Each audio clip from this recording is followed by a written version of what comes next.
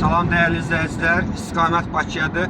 Dikkat edin, yolun qırağında sarı bütöv xətt çəkdilər. Bu 1.4 üfüq nişanlanma xəttidir.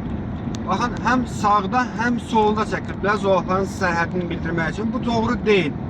Belə ki, burada 1.4 üfüq nişanlanma xətti yox, burada 1.1 üfüq nişanlanma xətti olmalıdır. Yolun qırağında sərhədlərin, zolaqların sərhədini bildirmək üçün. Nə vaxt sarı xətt ola bilər? Baxın, adacığı da sarı xətt çəkirlər. O da ağ rəngdə olmalıdır. Deməli, o zaman burada sarı xətt olmalıdır ki, 3.27 dayanmaq qadağandır nişanı ilə birlikdə tətbiq olunarsa bu sarı xəttin içərisində dayanmaq, durmaq qadağandır.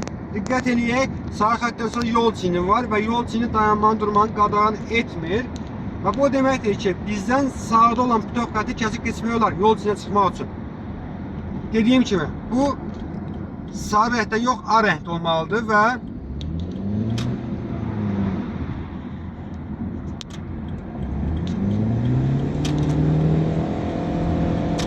baxın, diqqət edək, hər bir tərəf sarı rənglə nişanlanır. Bu ağ rəngdə olmalıdır və 1.1 üfüq nişanlanma xətti olmalıdır. Yaşayış məntəqəsindən kənardayıq. Burada 1.1 olmalıdır.